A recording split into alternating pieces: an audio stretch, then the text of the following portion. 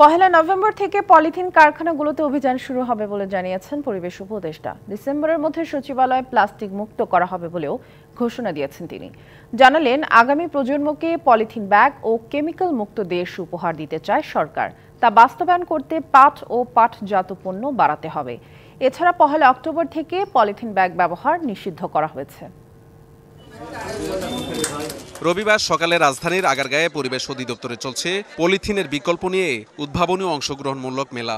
পরিবেশ, বন ও জলবায়ু পরিবর্তন মন্ত্রণালয় আয়োজিত এই মেলার উদ্দেশ্য পলিথিনের শপিং ব্যাগের বিকল্প পণ্যের ব্যবহারে জনসচেতনতা বাড়ানো ও বিকল্প পণ্য সহজলভ্য করে তোলা।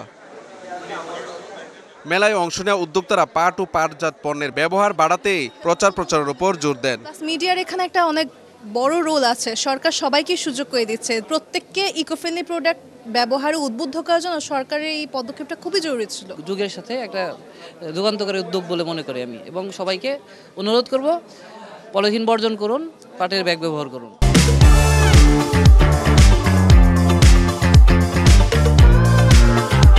অনুষ্ঠানে প্রধান অতিথি পরিবেশ উপদেষ্টা সৈয়দ রিজওয়ানা হাসান পাট শিল্পের ঐতিহ্য ফিরিয়ে আনার পাশাপাশি পাটজাত পণ্য ব্যবহার করতে সবাইকে আহ্বান জানান।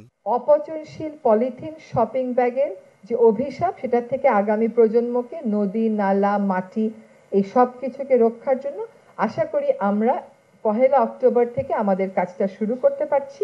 এটা কাউকে শাস্তি দেওয়ার জন্য না, মানুষের জীবনটাকে নিরাপদ করার জন্য এই উদ্যোগ। উপদেষ্টা জানান, পহেলা নভেম্বর থেকে পলিথিন কারখানাগুলোতে অভিযান চলমান থাকবে। পহেলা নভেম্বর থেকে তাদের পলিথিন উৎপাদনকারী কারখানাগুলোতে অভিযানটা শুরু হয়ে যাবে। সকলকে একসাথে একই জায়গায় এনে ঐক্যমতের ভিত্তিতে আগাবার চেষ্টা করব, তবে সিদ্ধান্তে কিন্তু কোনো পরিবর্তন আসবে না। তবে বাজারে এখনই কোনো অভিযান চালানো হবে না। 1 তারিখের মধ্যে না হলে আমরা পুলিশি অভিযানে যাব, এই কথাটা কিন্তু বলা হচ্ছে না। Mahmudul Hasan Nazim, DBC news, Dhaka.